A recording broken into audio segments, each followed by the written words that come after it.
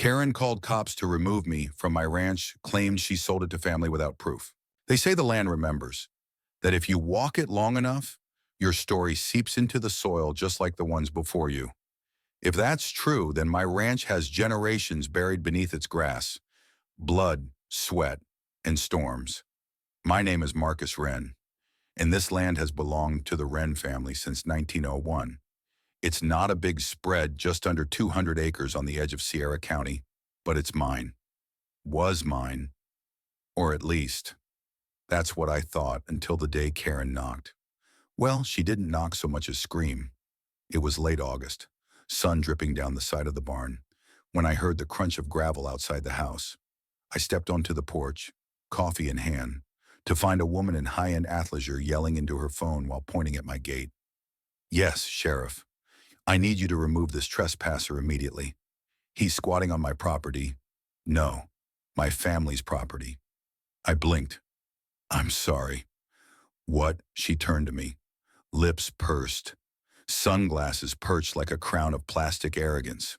"You need to leave her, sir. This ranch is no longer yours." I let out a short laugh, thinking it was a prank. "Ma'am, I was born in that house. My name's on the deed." She smiled the way people smile before they flip a Monopoly board. "I sold it. To my cousin. Paperwork is in the works. We filed a notice with the HOA. That stopped me cold." "There is no HOA here," I said slowly. "We're county jurisdiction. We opted out of incorporation years ago." She waved a folder. "You'll find that has changed." Two sheriff deputies arrived 10 minutes later. I stood firm. Karen greeted them like she was hosting a tea party. "This man is illegally occupying my family's future retirement property," she said sweetly. "Ma'am," one of the deputies asked, "do you have a deed transfer? It's in escrow. The title office confirmed we have intent to purchase." I pulled my deed from my lockbox. The deputy scanned it. "Well, as it stands, Mr. Wren's name is the only one on record." Karen's smile faltered. "You'll be hearing from our HOA legal team," she hissed. The officers left without further comment, but Karen didn't. She lingered by the front gate, snapping photos of my truck, the barn, even the horses. I called my lawyer that night, and my brother, and the sheriff again. I couldn't sleep. The next morning, a yellow HOA violation notice was stapled to my fence. In bold red font, "Improper land occupancy. Cease activity or face fines." Over the next 2 weeks, Karen escalated. She posted online about me being an illegal squatter, claimed my grandfather had forged documents. I found one of her cousins trying to measure the pasture. Another tried to move a trailer onto the land. I warned them, politely, then firmly, then legally. But Karen didn't want to fight. She wanted a show. She showed up with fake buyers, with a film crew she said was from a property investment channel. Even had a man in a blazer try to convince me he was from the HOA Treasury Division. Each time I refused, and each time they looked more agitated. Then came the day she brought the sheriff again, this time with a printed document stamped with the name of a shell company registered only 2 weeks prior. Her cousin, she said, had bought the land from the LLC. The deputy looked weary. "Mr. Wren, we may need to refer this to civil court, but until then, you stay put. Don't engage. Document everything." I did more than that. I started digging, because Karen had poked a bear, and the bear had a badge of his own. I spent the next 4 nights scouring every local record I could access.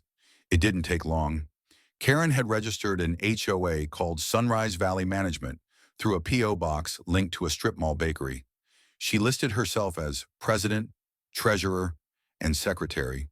Her cousin, the so-called buyer, was the only other name on the board.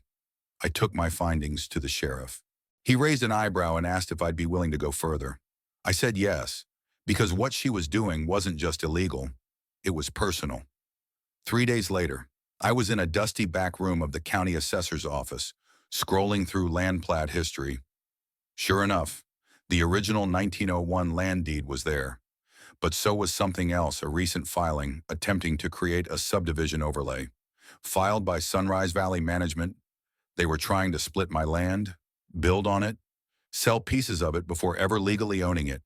And they had investors. That was the part that made my stomach turn. Karen had hosted 2 private showings while I was off-site, one while I was at the feed store, the other while I was tending fence line.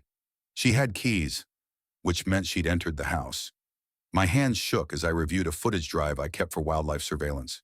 On it, I saw Karen breezing through my home with a realtor smile, pointing at fixtures, cracking open my fridge like she lived there. I turned the footage in. That night, I had cameras installed at every entrance. 2 days later, she tried again, this time with 2 middle-aged couples. I greeted them calmly at the gate, asked for ID. They stammered. Karen yelled. But this time, I had backup. Deputy Knox, the sheriff's son, pulled up in his cruiser. He'd been on standby. Karen turned sheet white. "Ma'am, you need to leave. You're trespassing." "Again," he said flatly. She pointed at the house. "This isn't his. It was sold to my cousin. He's just refusing to vacate." I held up the footage drive. "We'll let a judge decide that. Until then, stay off my land." Karen turned to the couples. "He's lying. He has no authority. He's just some angry hillbilly with a badge." She trailed off, because I'd taken off my jacket, and there on my belt in full view was the badge of a retired U.S. Marshal. Her eyes widened. "That's fake," Deputy Knox laughed. "Ma'am, he trained half the department." Karen backed away, muttering. But I wasn't finished. I took the footage, the documents, and a notarized timeline to the county prosecutor, and I called in a favor from an old contact in real estate fraud enforcement. If Karen wanted war, she was going to get it. The wind carried dust across the gravel as I pulled my truck onto the county courthouse lot, the same courthouse where my father had testified for land rights 50 years back. This time, it was my turn to protect what was ours. I didn't walk in alone. I had Deputy Knox, my lawyer Darlene Cho from Santa Fe, and a full document brief in a black leather case that hadn't seen daylight since my marshaling days. Karen was already there, lipstick perfect, her real estate clients seated behind her like they were about to tour a model home. The judge didn't smile when we walked in. That was good. That meant he was taking it seriously. What came next was an emergency injunction hearing. My lawyer laid out everything: the fake HOA, the illegal filings, the fraudulent subdivision plans, the keys Karen had used to enter my house, the surveillance video, and the witness statements. Even Deputy Knox testified, confirming she'd repeatedly trespassed and misled investors. Karen's defense was pitiful. Her cousin, Chad, claimed he had no idea the documents were incomplete. He blamed it on a notary error. Karen fumbled through jargon, citing obscure property law from New Jersey. The judge cut her off. "I don't want to hear any more about property law from other states. This is New Mexico, and your HOA. It has no jurisdiction here." "Boom," the courtroom murmured. The judge continued. "Based on the evidence, I am issuing a temporary restraining order against Ms. Karen Lyles and her affiliates from stepping foot on Mr. Wren's property until this matter is resolved formally in court." Karen turned red. Her clients looked around, confused. One even asked, "Wait, you don't own it outside?" The reporters descended. I didn't plan the media attention, but I didn't stop it either.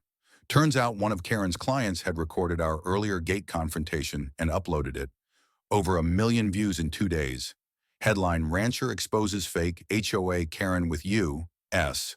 Marshal badge. Back home, I had a small celebration coffee, not whiskey.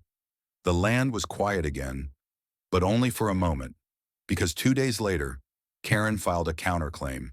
She alleged harassment, defamation, and mental trauma. I didn't flinch, because by then, I had a legal discovery order approved, and when we opened her email records and investor files, the full scope of her scheme came to light. She'd sold shares of my ranch to over a dozen families, promised cabins, trails, even a vineyard, all fake. The prosecutors called it organized land fraud. The sheriff called it pure madness. I called it Tuesday because this fight wasn't just about dirt, it was about legacy, truth, and reminding people that not every battle is fought in silence. 3 days after her counterclaim hit my mailbox, the DA's office hit hers. Karen didn't know that half her investors had flipped. Once word got out, she'd misrepresented ownership and took down payments for ranch parcels that didn't exist. People turned on her like buzzards on roadkill. One man drove all the way from Lubbock, demanding his $40,000 back. Another woman, a single mother of two, cried on camera for local news, saying Karen promised her a cabin with mountain views to raise her boys away from violence. Karen's carefully curated image as a benevolent realtor and HOA consultant crumbled. And the court date.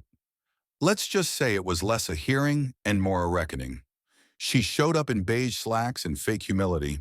Her lawyer, a sweaty man who kept mispronouncing injunction, tried to delay proceedings. The judge refused. Darlene Cho stood like a battle axe in a skirt suit, calm, precise.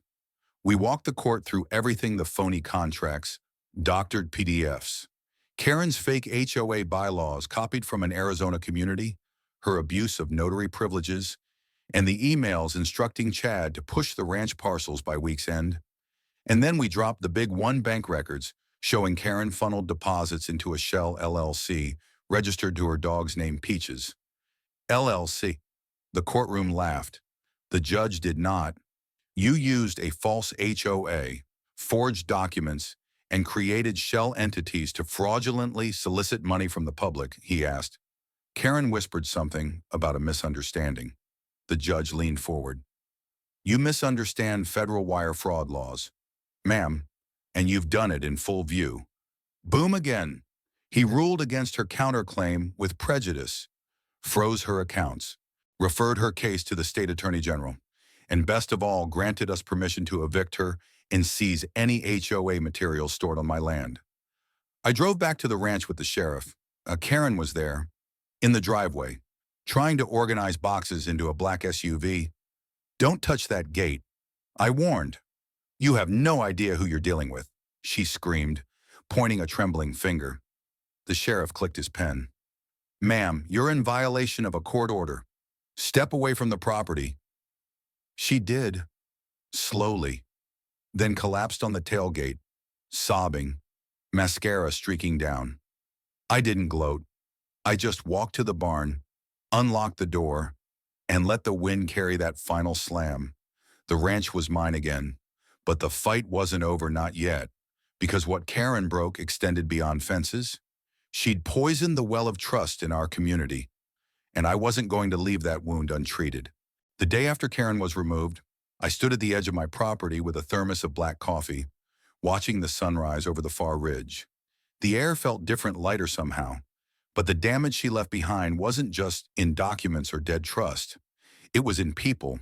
There were families who thought they had bought a future here, retirees who had poured savings into vapor, veterans, single mothers, newlyweds, all lured in by glossy promises and Karen's snake oil charm. So I called a town meeting, not at City Hall, but right here on my ranch. We cleared out the old hay barn, set up folding chairs, brewed gallons of strong coffee, and put out a sign, Truth in Rebuilding. They came, over 50 people, some angry, some confused, most just tired. I stood in front of them and did what Karen never did. I told the truth. I explained how she forged ownership, created fake HOA covenants, and ran a scam that nearly stole a 120-year legacy. I showed them proof. I passed around documents. I looked them in the eye. Then I offered something else. Partnership. I told them I was converting part of the ranch into a cooperative. Not for profit, not for show, but to help those who'd been scammed get a real shot at the dream they were sold. We'd farm the land together, build cabins, not on stolen lies, but on shared labor. If they were willing to earn it, not buy it, they had a place. Some cried, some clapped, and some simply walked up and shook my hand like they were grabbing onto solid ground for the first time in months. Karen, meanwhile, wasn't done facing consequences. State and federal charges followed. Wire fraud, real estate fraud. Identity theft. She'd used fake signatures on notary logs, impersonated a county clerk once. Her case was publicized, televised, and vilified. Even the Texas Ledger ran a headline, HOA Queen turned con artist faces federal wrath. The ranch healed slowly. We replaced the fencing she'd torn down. We took apart the HOA gate she installed. Someone burned her fake welcome sign. I didn't stop them. 1 year later, we hosted a fall harvest fair, free pumpkins, chili cook-off, kids on hayrides. The same barn that once held documents of fraud now held laughter and pie-eating contests. People drove from miles away, curious to see what rose from ashes. I greeted each one, told them what happened, showed them what was possible, and that's the truth. Really, Karen tried to steal land, but in doing so, she gave us a reason to stand together. She tried to divide. She made us unite. Have you ever witnessed someone abuse authority in your community? What do you think justice looks like when trust is broken? Share your story. Let's talk about what real accountability and rebuilding looks like beyond fences and courtrooms.